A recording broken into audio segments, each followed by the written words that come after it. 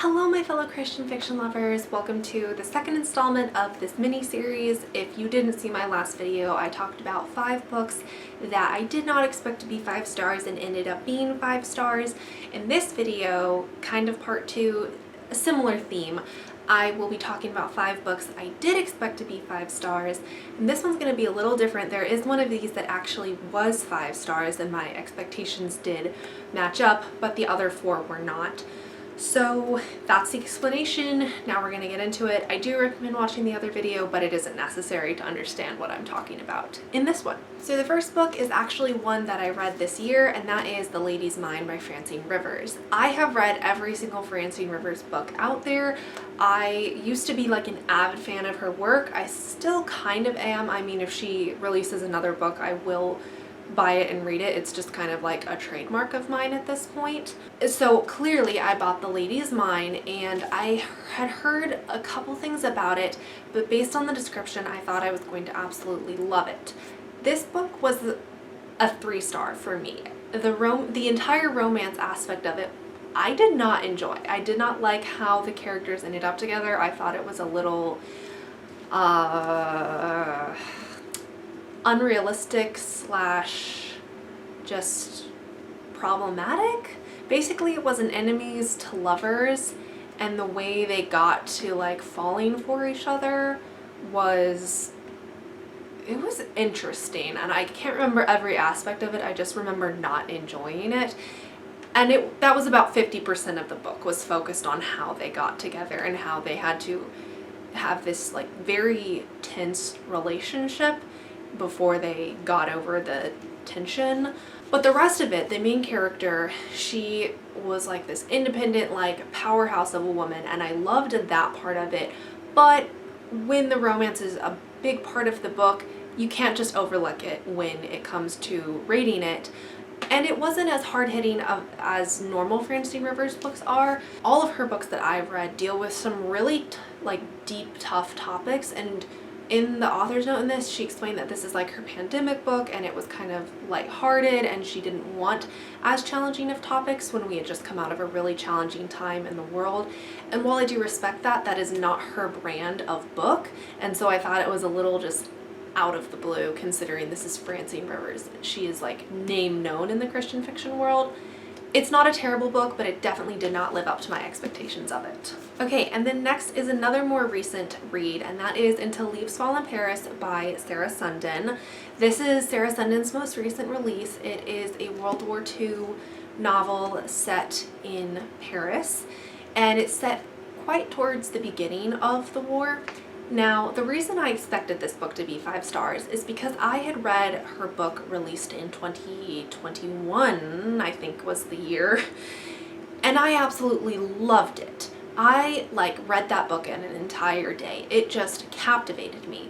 And so I kind of expected this book to do the same thing, which wasn't entirely fair to this book, I know, but it just did not live up to that. It took about halfway through the book to really get into the plot, and I did find the characters believable, but I found towards the end it was a little unrealistic in the story, and it was a bit rushed.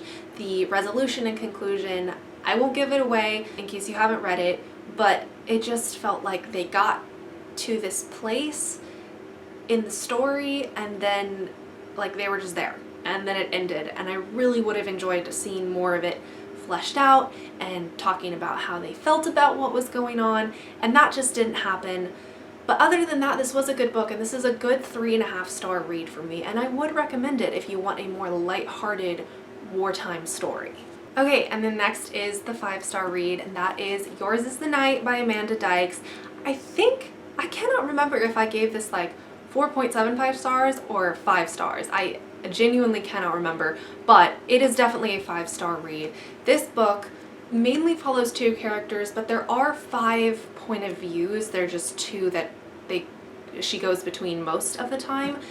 And this book was stunning. Even if I only gave it like 4.5 stars, I think I would go back and amend that to 5 stars. Now, looking back, I still, when I think about this book, I loved it so much. The intricacy of how Amanda Dykes really explored her characters and explored the narrative and how they all felt about it and how the two characters had feelings for one another.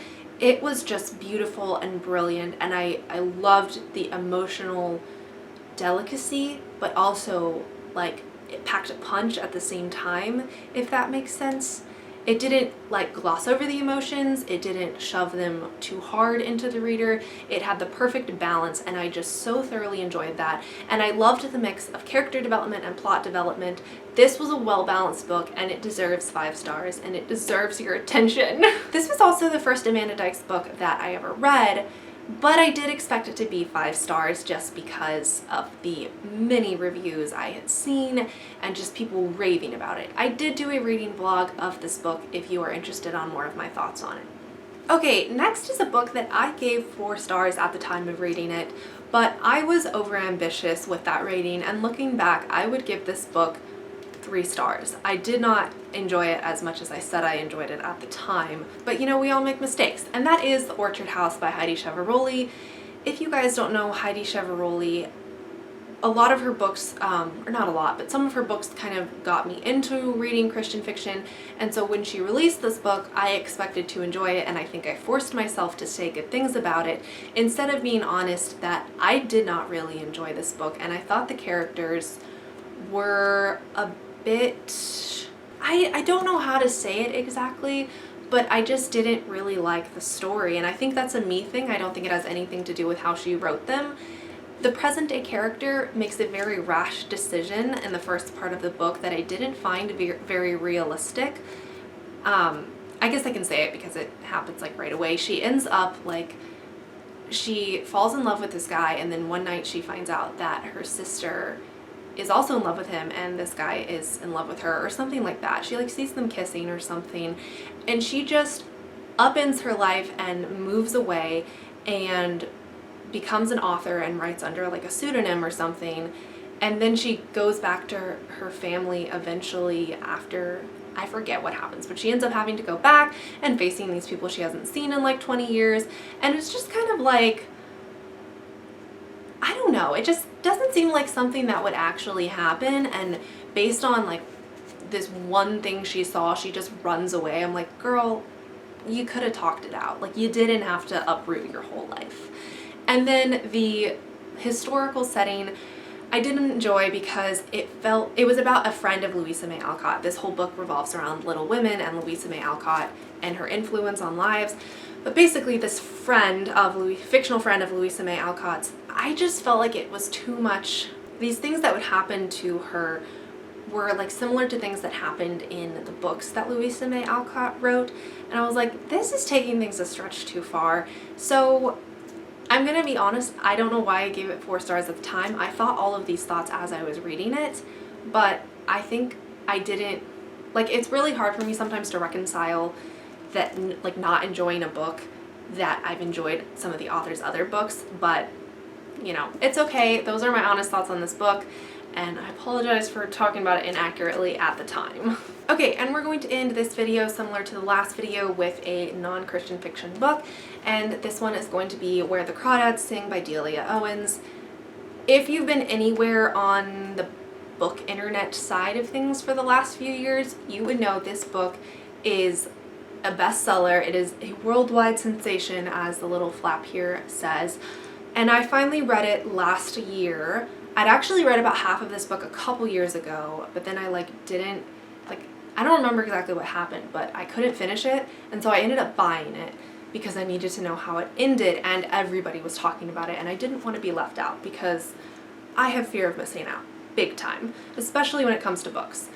And I expected this book to be 5 stars because of, you know, it's a #1 New York Times bestseller. It's a worldwide sensation. Like, people rant and rave about this book in all the best ways. It's actually being made into a film, and I cannot wait. I am 100% going to see the film. This did not live up to my expectations just because it had some objectionable elements to it, I'll just be honest, and it didn't really like strike me as deeply as I thought it was going to be.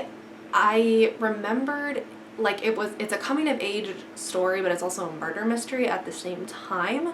And it's a very interesting take on the question, what will you do to preserve yourself, and how far will you go to take care of yourself and those you love, and not necessarily those you love, but really how far will you go to preserve yourself? That's the main question it answers.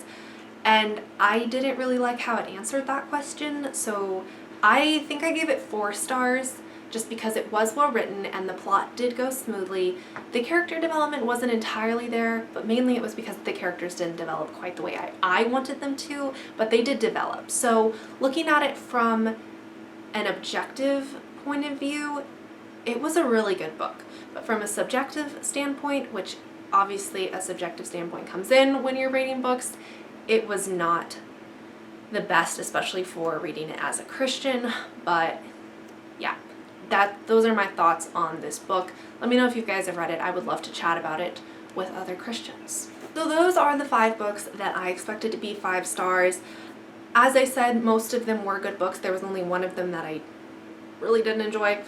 But anyways, let me know if you have read books expecting them to be 5 stars and what the outcome was. I don't recommend reading books and expecting them to be 5 stars. It doesn't normally end well just because you're holding the book like up here, and then like every little flaw you see it a bit more, whereas if you're not expecting a book to be 5 stars, like you're expecting it to be here, so you elevate the like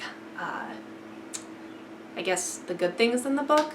But I could talk about this psychology for hours because I'm a psychology nerd, but I'm not, because that's not what you're here for. So let me know in the comments your thoughts. I would love to chat about it. But thank you so much for watching this video. If you liked it, don't forget to give it a like. And if you want to see more content like this, go ahead and subscribe.